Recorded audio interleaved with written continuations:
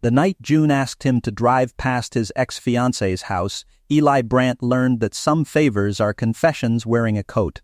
He was 41, a furniture restorer who worked out of a converted feed barn at the edge of town. The kind of man who could tell you the age of a chair by the smell of its glue but couldn't tell you, for the life of him, why he was still alone 14 months after Claire had handed back the ring across a kitchen table and said she needed a life with more weather in it. He hadn't argued. That was the part he replayed. Not the leaving, the not arguing. He'd just nodded like a man agreeing to a delivery date and started doing the dishes. People said he'd taken it well. He hadn't taken it any way at all. He'd simply gone back to work and let the sawdust settle over the spot where his old life used to sit. So when the knock came on the barn door that Thursday evening, just after 8, with the work lights still buzzing over the bench and the smell of linseed oil thick in the cold air, Eli almost didn't answer it. He figured it was a late client wanting an estimate on a hutch their mother had ruined with lemon polish. He set down the rag, wiped his hands on the front of his jeans, and pulled the door back on its rail. It was June Halpern, Claire's best friend. Standing in the gravel in a gray wool coat she kept tugging closed at the throat, her car still running behind her. Headlights washing the side of the barn white. "I need a favor," she said, "and you're allowed to say no." He hadn't seen her since the engagement ended. He'd half expected never to see her again. That was how it usually went, the friends going where the partner went, the whole social map redrawn overnight so you found yourself a stranger in a town you'd lived in for 10 years. June had texted him exactly once after the breakup. "I'm sorry, you didn't deserve the quiet." He'd never known what she meant by it. He still didn't. "You're letting the heat out," he said, which was the only thing he could think to say, and stepped back to let her in. She came in slow, the way people do in a room full of things that look breakable. Looking at the half-finished dresser clamped on the bench, the rows of chisels hung by size, the brass key sitting in a saucer by the register where he'd been keeping it for 2 weeks because Claire had mailed it to him with no note, and he hadn't decided what a man was supposed to do with the returned key to a house he'd helped paint. June saw it. He watched her see it. She didn't say anything. "It's a strange ask," she said. "Most of the good ones are." She almost smiled. Claire's getting married. Saturday, she let that sit there between them like a dropped tool. "The rehearsal dinner's tonight. At the house, her house, and I'm supposed to be the maid of honor, and I have her spare key, the one for the back from when I was doing the flowers, and I keep meaning to drop it off. And I can't make myself walk up to that door and hand it to her and her, to Marcus. I just can't do it with my face on. So mail it," Eli said. "I can recommend the technique." This time she did smile, but it broke fast. "I want to drive past it. Once, with the dinner lit up and everybody inside. I want to see it from the street, in the dark, where nobody can see me looking. And then I want to put the key in the mailbox and drive away and never think about that house again." She pulled her coat tighter. "And I don't want to do it alone, and I don't have anybody left I can ask. Because everybody I'd ask is sitting at that table right now." Eli understood the particular loneliness of that better than he'd ever admit out loud. The friends who divide. The table that goes on without you. "Why me?" he said. "Because you're the only other person who got left at the curb," June said, "and because you won't make it a thing." Outside, her car idled. Crickets had started somewhere in the dead grass past the gravel, early for the season. The barn smelled of oil and cold and the faint pine of fresh-cut shelving. He looked at the brass key in the saucer, then at the brass key she was rolling between 2 fingers like a worrystone, and he thought there was something almost funny about 2 people standing in a barn at 8 at night, each holding the key to the same closed door. "Take my truck," he said. "Yours sounds like it's about to file for divorce." The truck was a 1994 Ford with a bench seat and a heater that took its time, and for the first few minutes neither of them said much of anything. June sat against the far door with the key in her lap and watched the town slide by, the diner with its salsa warning taped to the register, the hardware store, the church marquee that had said "He restores my soul" for so long Eli had started taking it personally. The streetlights came through the windshield in slow amber sweeps. She had her hair clipped up badly, One piece escaped down the side of her neck, and there was a smudge of dried clay along the edge of her thumb that she kept rubbing at without seeming to notice. "You make things," Eli said. "It wasn't a question." "I frame them," June said. "Other people's things. Photographs, mostly, wedding photos." "The irony is not lost on me." She glanced at her hands. "And I throw pots when I can't sleep, which lately is always." "Can't sleep why?" She was quiet a moment. The heater finally caught and warm air rolled up from the floor. "You know I was engaged too," she said. 2 years ago. Before all this. He didn't. He'd had no idea. He kept his eyes on the road. His name was Paul. He had opinions about everything, including which of my opinions were acceptable to have at dinner. She said it dry, almost light, the way you sand a thing down so it stops cutting you. He didn't yell. That's what nobody tells you. The dangerous ones never yell. They just rephrase you until you can't remember what you said in the first place. She turned the key over in her lap. Claire was the one who got me out. Drove over at 1 a.m, put my plants in the back of her station wagon and said, "We're leaving the man, June, not the ferns." She laughed once, soft and wet. "So when I tell you I love her, I mean she saved my life. I'm not driving past her house because I'm angry. Then why are you doing it?" June looked out the window. They were near the good part of town now, the part with sidewalks and old maples, the houses set back with their porch lights on. "Because I've been watching everybody I know fall into a warm room," she said, "and I'm always the one who frames the picture and stands outside it." Eli let that ride for a while before he answered. The wipers ticked once at a stray drop. "There's a kind of waiting," he said finally, "that looks like patience, and it's really just permission you keep forgetting to give yourself." She turned and looked at him then, fully, for the first time since she'd climbed in. "Where did you get that?" "Workshop," he said. "I spend a lot of time alone with chairs. They don't interrupt." Claire's house was the third on the left, a blue colonial with a green door, and it was lit up the way June had said it would be. Every downstairs window gold, cars lining the curb, a caterer's van in the drive with its back doors open. Eli slowed the truck without being asked and rolled to a stop across the street and one house down. Under the black reach of a maple where the streetlight didn't quite hit, he cut the engine. The night came in close. Through the bare branches they could see shapes moving behind the curtains, the warm choreography of a party they weren't at, somebody laughing with their head tipped back, somebody refilling a glass, the easy weather of people who belonged inside. June didn't move to put the key anywhere. She just looked. "That used to be my Tuesday," she said quietly. "Right there. That couch." "You don't have to go up," Eli said. "We can sit here as long as you want. Truck's good for it. Smells like wood, but it's good for it." She almost laughed, and that was the moment a man came out the green front door onto the lit porch, tall, silver at the temples.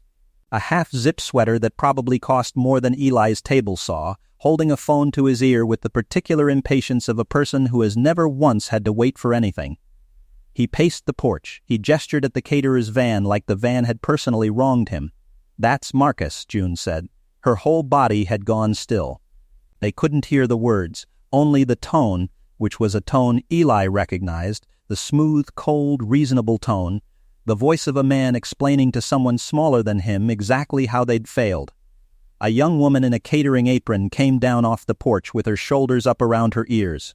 Marcus followed her as far as the top step, said one more thing, and went back inside without holding the door. June's hand had found the door handle of the truck. "He talks to her like that," she said. "He talks to everyone like that. And Claire calls it confidence." Her voice had gone thin. "I tried to tell her once. She said I was projecting Paul onto him. Maybe I was. Maybe I am right now." "You're not projecting," Eli said. "I just watched it through a windshield." Before he could say anything else, June was out of the truck. He hadn't expected that. She crossed the street fast with the key in her fist, and Eli was out and after her, not in front of her, just behind her, the way you walk behind someone going toward a thing you can't talk them out of. The caterer was loading a tray into the van, and June stopped at the bottom of the porch steps just as Marcus came back out, and the porch light caught all three of them at once. "June," Marcus said, surprised, recovering into a smile that arrived a half-second too late. "We thought you weren't coming till Saturday." His eyes went past her to Eli, and the smile thinned. "And you brought—" "I'm sorry. I don't think we've—" "Eli," said Eli. Something passed over Marcus's face, a quick filing of the name. He knew exactly who Eli was. "Ah," he said, smile widening into something with teeth in it. "The before." He said it to June like a joke they were sharing. "Bit much, isn't it? Bringing him here?" "I came to return the key," June said and held it up. "You could have left it Saturday." Marcus came down a step, hands in his pockets, easy, the picture of a reasonable man being patient with a difficult woman. "Honestly, June, this is the rehearsals tonight. You're standing on my lawn with Claire's ex at dinner. Do you see how this looks? Do you ever think about how things look before you do them?" And Eli watched it happen, watched June fold a half-inch, watched the old reflex start, the rephrasing, the maybe I am the problem, the muscle memory of 2 years with a man who never yelled. "She thought about it the whole way over," Eli said. Marcus turned to him slowly, like he'd noticed a draft. "I'm sorry?" "You asked if she ever thinks about how things look." Eli kept his voice level, unhurried, the voice he used for telling clients a repair would cost more than they hoped. "She thought about it the whole drive. You've been deciding she's careless since the second she walked up. You decided it before she opened her mouth." He nodded at the porch, the gold windows, the laughter still going behind them, oblivious. Don't decide someone small before you've heard them say a word. The porch went quiet. Somewhere inside the house a glass clinked. Marcus's smile was still there, but it had stopped reaching anything. His composure had a hairline crack running through it now, and he knew it. And the knowing made it worse. "Charming," he said. "Very rustic." "She's returning the key," Eli said. "You can take it like a person, or she can put it in the box. Either way, we're leaving." For a second, nobody moved. Then the green door opened and Claire stood in the light of her own party, Eli's Claire, who he hadn't seen in 14 months, holding a glass of wine, her face cycling fast through surprise and hurt and something that might have been, underneath all of it, relief. She looked at June. She looked at Eli. She looked at Marcus, who had not stopped smiling, and Eli watched her see, just for a second, the thing June had tried to tell her. He watched it land. He watched her decide not to keep it. "June," Claire said carefully, "you okay?" June set the brass key down on the flat top of the porch rail gently, like setting down something that had finally stopped being heavy. "I'm good, Claire," she said. "I really am. I hope Saturday's beautiful." And she meant it. Eli could hear that she meant it. "I just couldn't walk through that door tonight. Now I don't have to." She turned and walked back across the street, and Eli followed, and behind them he heard Marcus start to say something in his smooth, reasonable voice, and heard Claire say, low, "Don't," in a tone he'd never once heard her use in 3 years. He didn't turn around. He opened the truck door for June, and she got in, and he came around, and they drove away from the gold windows under the black maples, and for a whole block neither of them breathed right. He didn't take her back to the barn. He took her to the diner. Because that was what you did when somebody had just walked out of the hardest room of their life. You got them somewhere with bad coffee and worse lighting and a laminated menu so they had something for their hands to do. They sat in a corner booth with mismatched chairs and a salsa warning taped to the napkin holder, and the waitress brought 2 coffees in heavy white mugs without being asked. And June wrapped both hands around hers and didn't drink it. "I can't believe I did that," she said. "You returned a key," Eli said. "Very routine. Happens all the time." "I left him standing there." She laughed, and the laugh cracked in the middle and turned into something that needed a napkin. 2 years ago I couldn't leave a man in my own apartment. Tonight I left one on his own porch. She pressed the back of her wrist under her eyes, careful of the makeup, and looked at him over the steam. "You said the thing I could never say. For 2 years I wanted to say a thing like that, and I never had the 'you drove there,'" Eli said. "I just talked. Driving's the brave part." She set her mug down. Outside, a delivery truck idled and a streetlight buzzed, and somewhere a kitchen ticket printer chattered. June looked at him for a long moment. the escaped piece of hair back along her neck, the clay still on her thumb, and her expression had changed into something he didn't have a name for and was afraid to. "Can I ask you something?" she said. "After tonight," Eli said, "I feel like I should be nervous." "You probably should." A pause, the ice machine hummed. "Why did you say yes when I knocked? You barely know me. You could have said no. I told you you were allowed to say no." He turned his mug a quarter turn on the table, the way he'd turn a piece of wood to find its grain. "Because you said I was the only one left at the curb," he said. "And I've been standing at that curb for 14 months pretending I liked the view." June didn't answer right away. When she looked back up, her eyes were wet and steady at the same time, which he hadn't known a face could do. "That's the most honest thing anyone said to me in a year," she said. "Don't get used to it. I'm mostly silent." "Ask the chairs." She smiled, and it stayed this time. "Eli," she reached across the table and put 2 fingers on the back of his hand, light, deliberate, right over the old scar from a router that had kicked. "I didn't want the house, I know. You wanted to return the—" "No," she held his eyes. "I didn't want the house. I wanted the drive. I've wanted the drive for 14 months and I couldn't find a reason to ask you for it that didn't terrify me. So I borrowed Claire's. The key was the excuse. You were the favor." Her fingers didn't move off his hand. "Are you going to make me say it plainer than that, or are you going to be brave at the curb for once?" And Eli, who never moved first, who had spent a year being careful and had finally understood, somewhere around the 3rd gold window, that careful was just fear in a clean shirt. Eli turned his hand over under hers so their palms met on a sticky table under a buzzing light, beside a salsa warning, and that was the whole confession, and it was enough. "I'm a furniture restorer," he said. "I'm slow.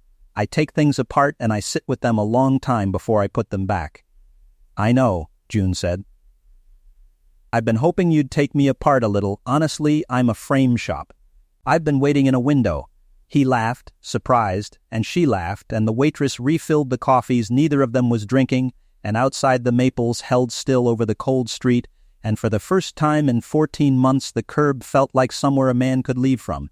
He kissed her in the parking lot of the diner, under a streetlight, because she stopped walking by the truck and turned and looked at him and said, "Well?" "I'm not made of glass, Eli," and he stopped being careful. It was not a complicated kiss. It was a man who restored old broken things finally being allowed to keep one. Her hand came up to the side of his face, the one with the clay still on the thumb. And he could smell coffee and cold air and the faint earth smell of someone who spent her nights with her hands in clay because she couldn't sleep, and when they broke apart she kept her forehead against his for a second, both of them breathing white into the dark. "For the record," she said, "I had a whole speech. About the key, I liked the short version better." "Everybody does," June said. "That's the problem with framing. You learn that the smallest things hold the most." It almost didn't hold. That's the part Eli never leaves out when he tells it, because the leaving out would make it a lie. 3 days later, the day after Claire's wedding, which June did not attend and Claire, to her credit, never once mentioned again, June called him from the frame shop, and her voice had the old thinness back in it. "He came in," she said. "Paul," he heard somehow small town. "He came into the shop and stood at the counter and told me I was making a fool of myself with the carpenter." He used that word, carpenter, like it was a diagnosis. Eli's hand tightened on the phone. He was already reaching for his keys. "Stay there.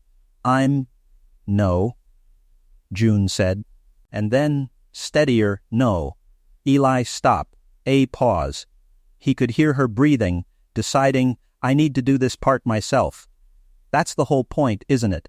You said it on the porch. Don't decide I'm small before I've said a word. So let me say the word. He made himself put the keys down. It was the hardest thing he'd done in a year, harder than the kitchen table, harder than the gold windows. "Okay," he said. "I'm here. I'm not going anywhere. But it's yours." There was a long quiet. Then he heard her set the phone down on the counter, and he heard, muffled and far off, June Halpern's voice, not raised, not shaking, just clear, the clearest he'd ever heard it say, "You don't get to come into the one room I built myself and tell me it's a mistake. Get out of my shop, Paul." and don't ever frame anything here again." And then the soft electronic chime of the door, and then footsteps, and then June picked the phone back up. "He's gone," she said, and she was crying, but it was the other kind, the kind that comes after a thing finally lifts. "Eli, he's gone." I said it. I said it out loud and the building didn't fall down. "Buildings rarely do," Eli said, gently I'd know. I checked the joints. "Come over," June said. "Bring nothing, just come stand in the room." He went. He brought nothing. He stood in the room. The years after that came the way good years do, in small rooms and ordinary light, and if you'd driven past the little house they ended up renting on Sycamore, green door, because June insisted. Because she said she was going to make herself love a green door if it killed her, you might have seen, through the lit kitchen window on any given night, a man and a woman not doing anything in particular. Eli at the table with a chair frame in his lap and a tube of glue, June at the counter with her hands in clay, the radio low, a kettle ticking toward a boil. The kind of warm room she used to frame from the outside. She lived in it now. She kept saying that in the early months, half laughing, half amazed, "I live in the picture now," until one day she just stopped saying it, because you stop narrating a life once you finally believe you're allowed to have it. There was a dog eventually, a gray rescue mutt named Joint, because Eli named him after the only thing he trusted to hold, and the dog slept under the workbench in the barn and shed on everything June framed, and neither of them could imagine the floor without him. There was a vegetable garden that mostly grew weeds, and one defiant tomato plant they treated like a child prodigy. There were Tuesday nights that became their Tuesday, the couch, the bad television, the easy weather of two people who belonged inside. And there was, 2 springs on, a morning Eli will keep until he's gone.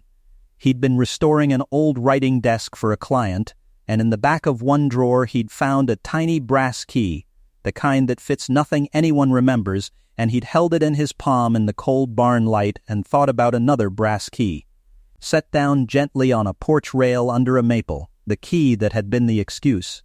And he'd known, the way you know the age of a chair by the smell of its glue, exactly what he was going to do. He took June out to the truck, the same '94 Ford, heater still slow, bench seat worn into the shape of 2 people. He drove her, without a word, to the good part of town, down the street with the old maples, and slowed in front of a blue colonial with a green door, not Claire's, a different one, 2 streets over, with a for sale sign she hadn't noticed yet leaned in the yard, and cut the engine, and the night came in close. "Eli," June said slowly, "why are we parked outside somebody's house in the dark? We agreed we don't do this anymore." "Different house," he said. "Better street." He took the little brass key out of his coat pocket and set it in her open hand the way she had once set a key down on a rail. "I called the agent. It needs work. Bad floors, the kitchen's a crime, somebody put lemon polish on every door." He looked at her, this woman with clay on her thumb and her hair clipped up badly, the most carefully made thing he'd never had to build. "But I'm a restorer, and you frame what's worth keeping. And I'm tired of looking at the warm room through the windshield, June. I'd rather be the warm room." June stared at the key, then at the house, then at him. "Are you asking me to buy a house?" she said carefully. "Or are you asking me?" "I'm asking you both," Eli said. "Same key." "Always was." And June Halpern, who had once been too afraid to leave a man in her own apartment, who had returned a key to a porch and a life on the same cold night, looked at the tiny, useless brass key in her palm, the key that fit nothing and meant everything, and said the romantic line out loud, the way she always had, the way she always would. Because that was who she was and he loved her for it. "I'd love that," she said. "God, Eli, I'd love that." He married her the following autumn, in the backyard of the blue house with the green door, under string lights he'd hung himself off the maple, with the bad floors refinished and the criminal kitchen made decent, and the tomato prodigy in a pot by the back step. There were maybe 30 people. Claire was one of them. She'd left Marcus 8 months after the wedding none of them talked about, and she stood in the back and cried the good kind of crying, and afterward she hugged June for a long time and said, "Lo, you tried to tell me," and June said, "I know." We frame these things and stand outside them. Until we don't. The dog wore a bow tie for 11 minutes. June threw a pot the night before because she couldn't sleep, and it was the best thing she ever made, and it sits on the kitchen windowsill now with the tomatoes in it in the warm room, where anyone driving past could see it lit up gold if they slowed down under the maple and happened to look. Eli still has the first brass key, the one from the porch. June found it in his coat a year into the marriage and asked why he'd kept it, and he said a restorer keeps the broken piece even after the repair so he never forgets what the thing survived. She framed it for him. Of course she did. It hangs in the barn over the bench. A small brass key in a deep shadow box, the excuse that turned out to be the confession. The favor that turned out to be the door. So that's the story of the night a man drove his ex's best friend past a house she thought she needed to see, and learned that the things people ask you for out loud are almost never the things they're actually asking. She wanted the drive. He'd wanted it too for 14 months, and never found a reason that didn't terrify him. Sometimes the bravest thing a person ever does is borrow somebody else's excuse just to get into the truck. What would you have done if your ex's best friend showed up at your door at 8 at night and asked you to drive past a house you'd spent a year trying to forget? Would you have said yes, or told yourself you were too sensible for it? And have you ever wanted something so quietly, for so long, that you needed a stranger's favor just to give yourself permission to want it out loud? Tell me your story in the comments. I read every one. If this story found you tonight, leave a like, subscribe, and I'll see you in the next video.